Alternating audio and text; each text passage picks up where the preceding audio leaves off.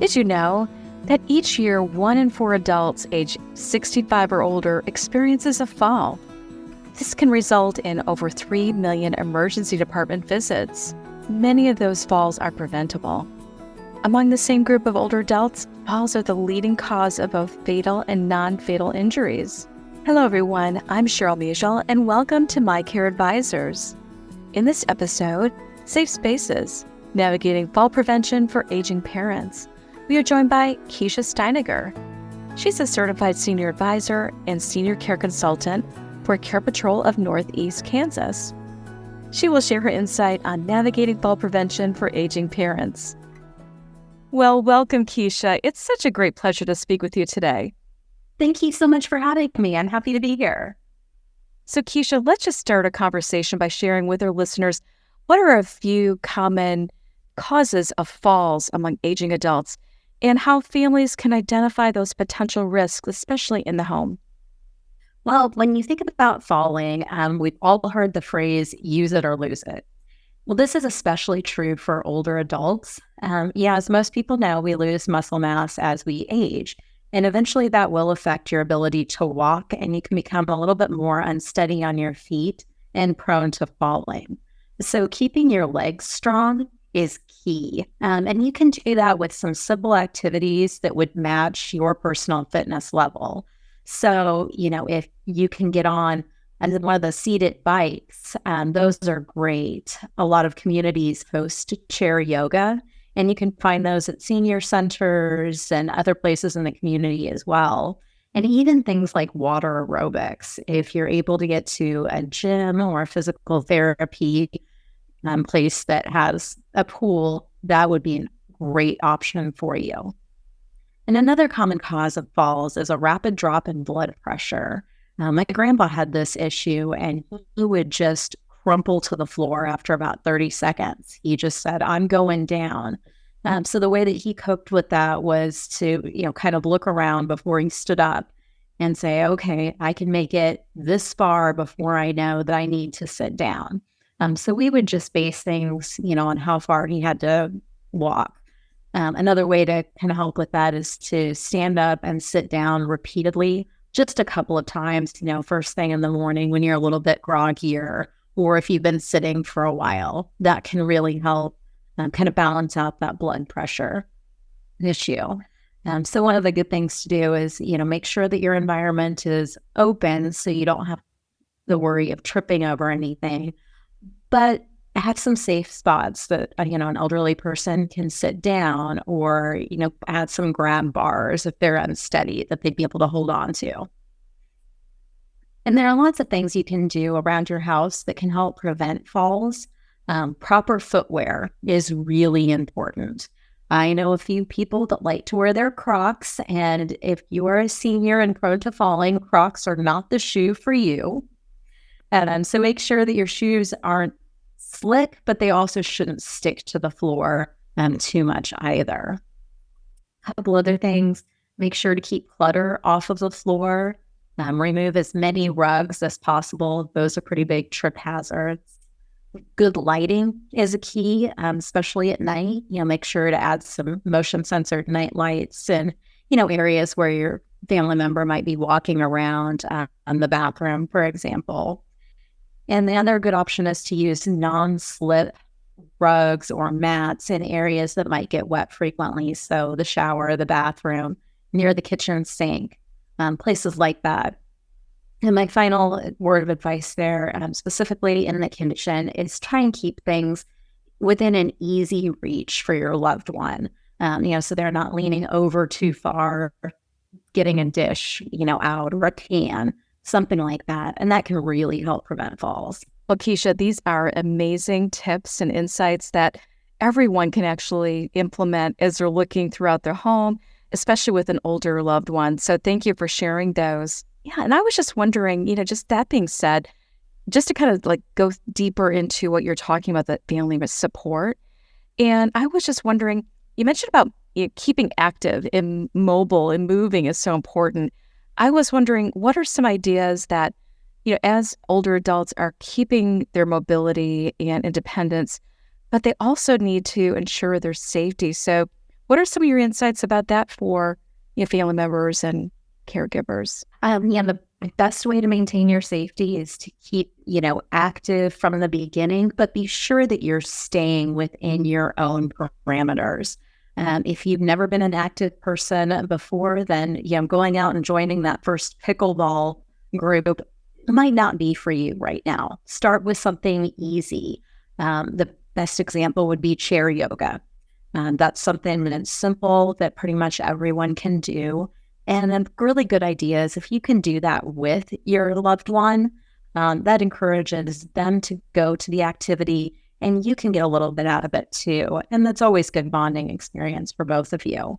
And then you can introduce some to other people, maybe foster a few relationships at, a community or an event that they're putting on so that your loved one will be more encouraged to go if there are times that you aren't able to be there. And another thing I really like to tell people to do is don't be afraid of those assistive devices. I know that every time you go somewhere, your parent will say, well, there are all those old people and they have walkers. And I'm not old. I don't need one. And I can then appreciate that. And I understand. But a walker is a very good assistive device when you are out and about and away from your home. You never know when those sidewalks are going to be uneven. Little things like that, and that can really help keep your loved ones safe. Tell them, I know you don't really need this, but it would make me feel better. Some of them they're called rollators. They have 4 wheels, and those ones even have a built-in seat. So, if you get tired easily, you can take that with you. You've got something to hold on to, but you can also sit if you're out shopping at the mall. Another important thing is to have a plan for when and if a fall occurs. We would all like to say that if you do all these suggestions, you'll never have a fall, but that's simply not realistic. So I would really suggest that people invest in some type of a fall alert. So whether that is a cell phone, provided that your family member will actually carry that cell phone all the time and doesn't decide to just leave it in their car or in the bedroom when they're taking a shower, something like that. Those are great options, and most people have them. But there are also alert pendants that will call either emergency response individuals, it can call a family member, or even some that will go directly to a community representative if your loved one lives in certain independent livings. They even make smart watches with fall detection. And if you're particularly concerned, you can do an in-home camera system and just check on your loved one in the mornings and in the evenings, when they're a little bit more groggy. Well, Kisha, you just raised some amazing thoughts about the use of technology, no matter the setting, wherever your home is. I love the idea about just having those alerts and maximizing and leveraging technology to support older adults in their independence, right? Absolutely. Everyone wants to be independent for as long as we can, and technology has really come a long way to help us with that. Well, I was wondering, in your experience, I know that you have not only just with helping older adults and their families navigate senior living placement and where their next journey should be to keep them safe and independent, but also in the home care setting as well. So I was wondering, I'm sure you've had lots of conversations with families and older adults about fall prevention and detection. And so I was just wondering if you could discuss some of those key points that you really like to emphasize when speaking to older adults and their family caregivers. One of the things that I really like to let people know is that they don't have to be alone. A lot of seniors are really afraid of falling and being by themselves. How long would it be before somebody was here to find me? So again, the assistive devices for fall detection are huge for that. A really good peace of mind. But another, option are the community settings. If you, and this can even be in your own neighborhood, if you have someone, either a friend or a family member that can call, or even better yet, stop by and check on you every day, or let's say you decided, I'm going to really prevent falls, I'm going to get in shape, and so my neighbor across the street and I are going to start walking every morning. and you have someone that holds you accountable to being there. So it's someone that would notice, for example, if you didn't make it over to that walk or to breakfast, something like that. So that's a really good way to encourage people, to be safe and also to get, a little bit of that fall preventative exercise in. But I've also found it's hard to start those conversations. Nobody really wants to talk about having a fall, and it quite honestly makes a lot of people feel like they're toddlers again. Oh, I fell when I was young, but I don't fall anymore. So the easiest way I feel is to open up that conversation by sharing your own story. As we all age, getting up off of the floor from a seated position is not as easy as it was when we were 10 years old. That's the kind of, putting yourself in that position and telling your aging loved one, my joints don't feel quite as good as they used to, and I don't bend as well as I used to. How about you? And that will encourage them to open up a little bit more and maybe discuss some of the areas in their life that they're having difficulty. And then you can really problem solve from there. Well, Kisha, thanks for these insights. And you're right. I mean, falls could happen, and it just makes one feel that, oh my gosh, I'm younger. I'm like a little kid again, falling frequently, but it's really very dangerous. So these are really great tips, to really share. And I love the idea about just starting that conversation. So I was wondering if you could just share a client story that kind of emphasizes that importance of really watching for fall prevention and keeping safe. This is actually more of a personal story for me. My grandmother, and she'll be 98 this year, so this was about 7 years ago. When she was 91, she was living by herself at home, no additional care and no help. She did have one of the pendants. However, she didn't like to wear said pendant, as most people don't. And she was in the kitchen just getting something to eat. And she had on some shoes that were a little bit sticky on the bottom. So when she pivoted to turn and take her meal into the other room, she kind of got caught up between her own feet and had a fall. And unfortunately, that resulted in a broken hip, and it was in the evening. So she ended up having to crawl down the hall and into the study before she could get to a phone that she could, reach up and get to. So she was there by herself for a few hours before someone was able to come and help.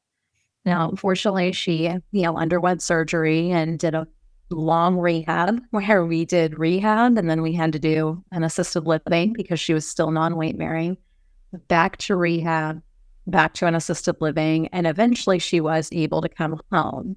And I think a lot of that was because she had always had a healthy lifestyle and an exercise routine from the time I was a little kid all the way up. So at the time, she didn't use a walker or anything. And by the end of her rehab, she was able to get back to where she had been before the fall, not using a walker. And she had an air bike that she could ride for 31 minutes straight through without getting off. So it turned out well for her, but it would have been better if she never had that fall in the first place. Oh my goodness. Well, so lucky. And you're right. So she was active and in great health, and physically and mentally, she was able to get to somebody to call and help, or help herself to call to somebody. But gosh, amazing. 98 years old. That's awesome. Yes. And still going strong. She told me, well, I'm going to give you all of my jewelry, but I'm not ready yet. It'll be a while. I said, well, good, because I will wait long for it. I'd rather have you. Oh, that's awesome. That's awesome. Well, thank you for sharing that story. And so glad your grandmother is doing well and, back riding the bike for 30 minutes plus. That's amazing. Yeah, she was doing it better than I could. So, how can families stay proactive in monitoring and adapting their strategies in order to support the aging parents' needs as they change? Because you mentioned that, and also to support that independence. So what can they do? important to keep in mind that there's a fine line between use it or lose it and just being flat out stubborn about what your limitations are. We all know that there will be a decline over time in our ability to do things in our everyday life. So I recommend encouraging your loved ones to do as much for themselves for as long as possible, but be mindful not to overdo it or try to show off. One of the examples would be knowing that someone is unsteady or that you yourself are unsteady and refusing to use a walker or a cane because you are embarrassed or, you think someone will judge you based on that. Don't do that. Just use that walker if you need to. But in terms of, use it or lose it, there are other places in your life where you can be a little bit more particular about using your abilities. So I would use the example of getting in and out of a chair. If it's a little bit difficult for you to get in and out of that chair, keep doing it. Or do some upper body exercises. Even just lifting a can of soup during commercials with each arm will really help you. We forget how much upper body work it takes just to get out of a chair. But don't get that lift chair that will help someone, in and out until you really do need it. Keep those muscles going as much as you possibly can. Yeah, such great advice. I was wondering also, do you have any suggestions how families can work with either their healthcare professionals or others that can create this personalized fall prevention plan for their aging parents? And I know no matter what the setting is, whether they're at home or in assisted living, independent living, just kind of curious what your thoughts are. Sure. The two most important people in your healthcare provider network in terms of falls are going to be your pharmacist and any type of physical therapist that you have. A pharmacist, I would absolutely make sure that you're familiar with your medications or your parents' medications and those potential side effects. A lot of today's medications can have, drowsiness as a side effect, which if you're drowsy, you're probably a little bit more unsteady. So be sure to look out for that. And also certain medications shouldn't be mixed with certain foods, for example, and generally shouldn't be mixed with alcohol. So I would minimize or avoid alcohol and just be aware of those other, side effects and things that will interact with your medications. And then the other piece that I would recommend people do is speak with your primary care doctor about potential home health or physical therapy that might be covered through Medicare. Home health can involve physical therapy, occupational therapy, and even speech therapy if someone is having difficulty swallowing or with certain cognitive tasks. And you can get those covered through Medicare if you've had a recent significant change in either your health or in your life. So this can even include if your parent has moved out of their home and into a senior community. And I really encourage folks to do that and take advantage of that, especially if it's free. And even if it's out of pocket, paying for a little bit of physical therapy is a lot better than breaking a hip and spending, the next 2 months in rehab. So those are kind of the two places where I really work with your healthcare professional and see where you can take advantage of that therapy and what to look out for in terms of medications. Yeah, perfect. Spot on the medications. Yeah, especially, yes, most seniors are taking so many medications, right? And so, Yes. well, I was wondering, can you recommend any other resources or support networks that may be available for families to just kind of like understand a little bit more about the fall prevention for their aging parents? Sure. I would definitely check your local senior resource center. They're always a great step in terms of navigating the services that are around in your area. So that'll have everything from, physical fitness classes, suggestions for different, doctors and therapies and things like that. So check there. And I would also reach out to your local area agency on aging. These are great resources for folks, not only in terms of fall prevention, but just general, future planning for folks. Yeah, those are great. Right. Yeah, I love those. Yeah. Well, thank you, Kisha. And I know you mentioned also if they're in a senior living community, many times they'll have somebody there too to help you reach out for the resource, whether it's an in-house therapy or activities, et cetera, right? Yes, definitely. If you're in a community, check that activities calendar. There's always something going on. And as you mentioned, Cheryl, a lot of them do have physical therapy in-house nowadays. And even if someone just comes twice a week and teaches a class or something, you can really get some good advice from those folks. Well, I know our time is near the end of this episode, and I was just wondering if you could share any other additional thoughts with our listeners about fall prevention and other thoughts. Would just remember that the easier way to prevent a fall is to maintain as much muscle strength as you can. So whether that is, walking, doing some yoga, swimming, or, even something as simple as leg lifts under your desk or while you're sitting there watching The Price is Right, any of those can really help. So whether you're 20, 60, or 80, keep active and keep healthy. No matter what age you are, you're working to prevent a fall. Well, thank you, Kisha, for joining us today and sharing this important information with our listeners. To view resources, show notes, and access more My Care Advisors episodes, visit mycareadvisors.com. You can also subscribe and listen to our podcast on your favorite app. I'd leave you with this thought. It's important to have a twinkle in your wrinkle.